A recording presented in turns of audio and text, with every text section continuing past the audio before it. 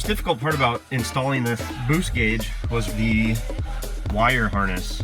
Finding a pathway between this position here, you have to remove this obviously, underneath there's a metal plate and a pretty solid base that's hard to get through. So I was able to find a really small entry to get through behind here and then go down behind the glove box.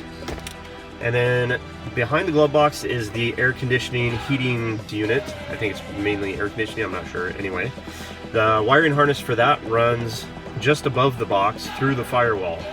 So I'll show you the other side there. This comes out really easy. There's two hooks here that drop down, and then you just use a Phillips screwdriver, pull the screws out, and this comes out and you've got easy access. Here's the boost controller. This is the boost sensor. This is the wire harness that comes from the gauge on the inside through the firewall, above the AC unit and behind the glove box on a left-hand drive.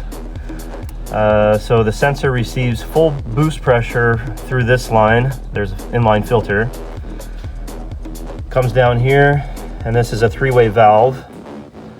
And then the blue line continues down to the turbo. So the turbo is sending full boost pressure up here to the three-way valve. Full boost pressure is allowed to go to the sensor up here. Back to the three-way valve. It's allowed one way into the boost controller, and I think you can put it on either side here. I'm not sure this makes any difference. The boost controller turned to the far left is supposed to be closed. On this one, as it's a very cheap unit, it still allows some pressure through. So I've blocked mine off, and I'm at 1.6 to 1.8 bar, depending on fuel supply. So turbo pressure comes in here, is regulated by this valve. Far counterclockwise being closed, and then opening from there. You have to be careful not to open this too far or it will actually pop out.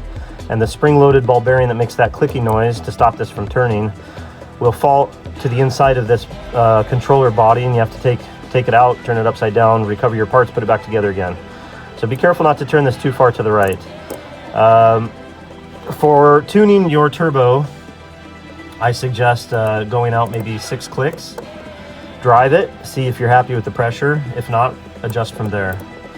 But anyway, so your turbo pressure comes in here and it goes out the other side, runs down to a second tube, which goes to your wastegate, which is right here. And so your wastegate opens and closes depending on how much pressure you allow to it, which increases or decreases the amount of boost you have in your system. So mine, being disconnected, does not open at all, but that's how you control your boost. So again, mine's closed right now and I have it blocked off.